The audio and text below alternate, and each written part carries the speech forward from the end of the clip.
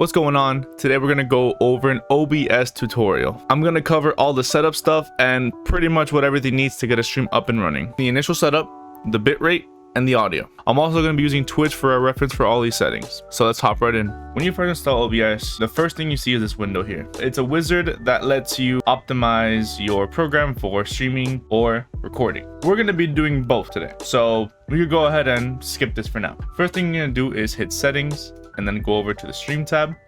And here you select your servers, whether that be Restream, Facebook Live, Twitch, or you can open up the whole list if you need it. But we're going to be using Twitch today.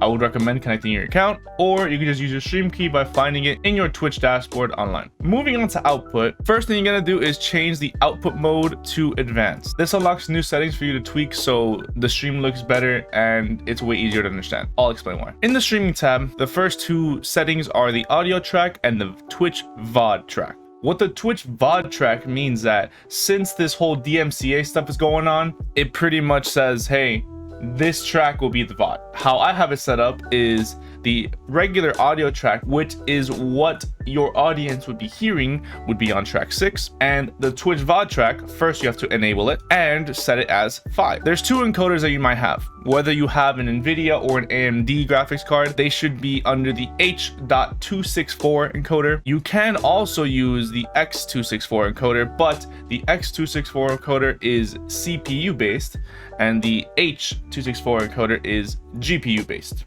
For people running one system streaming setups, I would recommend the H.264 encoding setup. The rate control will stay CBR. What that means is constant bitrate. And moving towards the bitrate, let's break it down. If your upload speed is above 12 megabits, you're good. If your upload speed's under 12 megabits, half it, times it by 1,000, and then put it in here. So if you were to have 10 megabits, you would put 5,000 kilobits. Or if you're above 12, you put 6,000. The reason why that works is because Twitch can only take in 6,000 kilobits a second.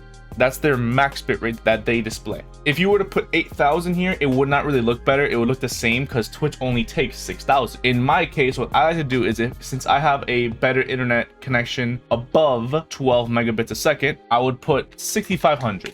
Just to give it a little bit of headroom, and it won't really take too much performance from the internet. The keyframe interval, I'd recommend setting it to auto, or if you're going to use it only for Twitch, put it at 2. My preset's under quality, and the profile is under high. We're going to disable look ahead and leave psycho visual tuning enabled, and then GPU and max B frames 0 and 2. That's the streaming tab. Now let's move on to recording. In the recording tab, you have this shown to you right now. You have the type, which you're going to leave standard. You have the recording path, which that pretty much just means where the video will be when you record it. Generate file name without space, I leave that unchecked. And the recording format. So there's a few of them here that you could choose from. I would recommend the MKV because the thing is that if your OBS were to crash or something were to happen to the program where it would cut recording, you would lose everything in the past if you're using the MP4. But with the MKV video type, it saves it no matter what. Moving on to the audio track, since our number 5 and number 6 are going to be the actual stream and the stream VOD tracks, you would record under 1, 2, 3, and 4. 1, 2, 3, and 4 would be if you have your audio split up, mic, Discord, music, system, or game sounds. You could split up however you want, but you have 4 tracks to work with, which is more than enough. Your encoder, you could either have Ustream encoder or the H.264. You could do whichever. I'm just going to select H.264.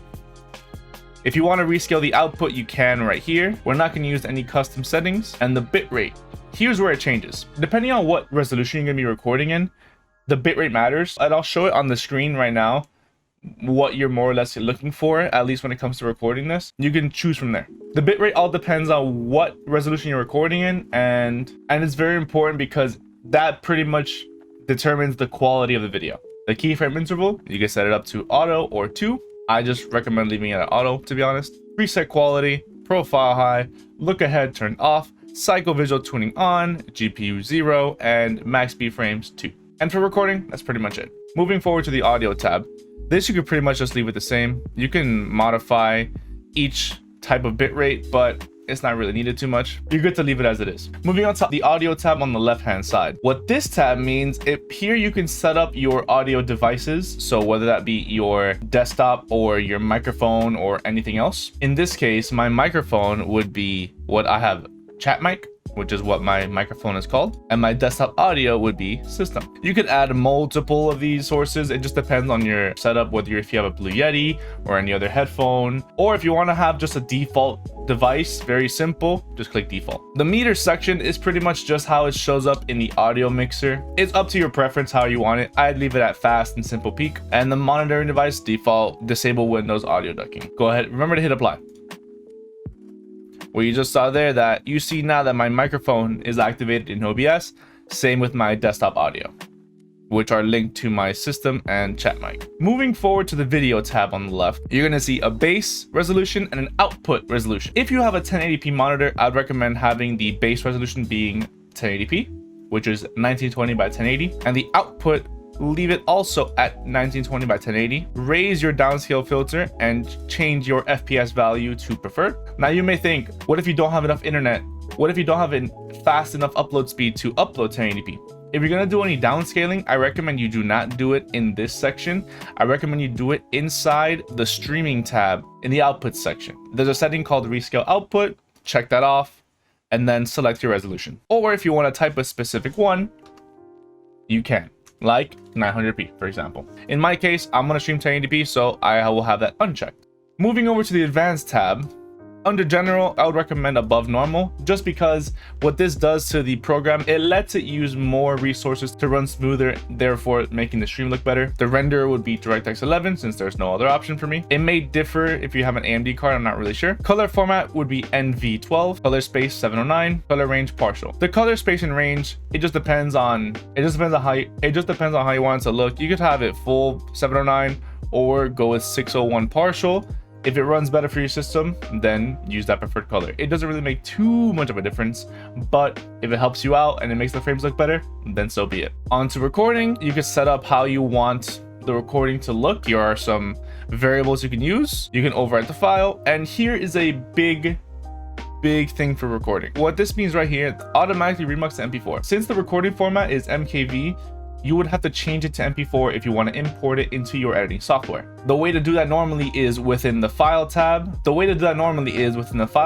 you click remux recordings, and then you find the video you want to remux and you remux it. OBS has a setting where you can automatically remux it. So whenever you're done recording and you click the stop recording button, it'll just remux it right there. However, it will save the MKV format of the video. If your hard drive is full in the recordings folder that you have, I recommend deleting all the MKV videos if you want to free up space and keep only the MP4 ones. Stream delay is totally optional. Automatically reconnect. This is OBS's method to reconnect to your platform if your internet were to stop working. You can set up the amount of tries and the amount of seconds of delay, or you could disable it as a whole. But that's pretty much it with that. The network tab is too technical. Just leave it default.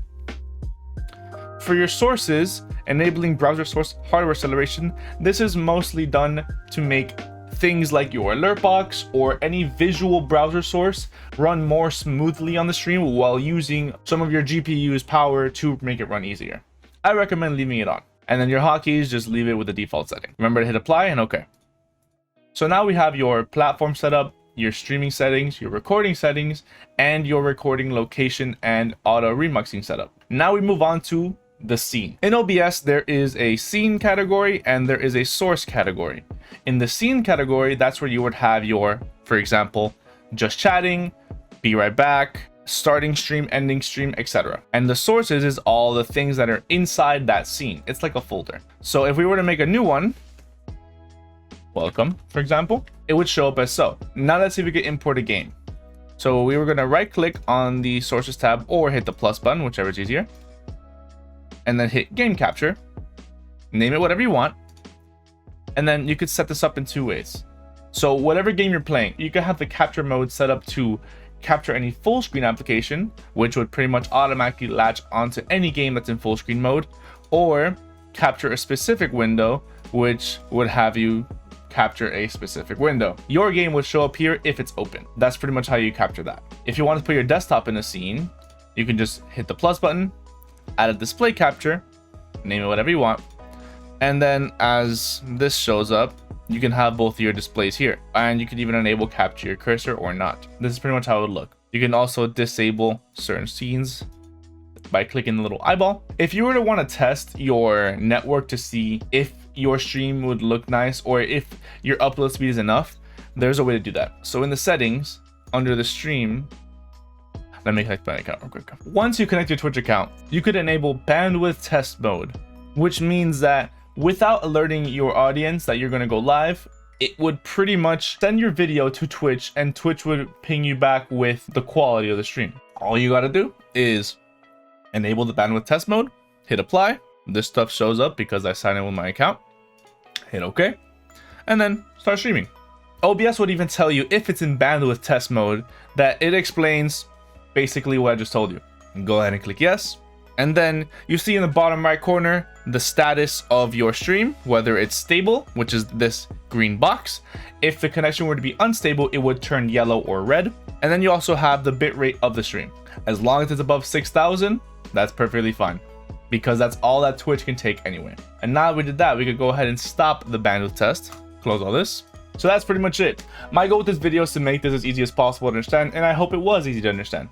Thank you for watching. I hope you enjoyed. If you did, leave a like. If you have any questions, leave them in the comments. I can answer them in future videos. And I hope this was helpful for you. And go kill it on stream. Alright, I'm out. Peace.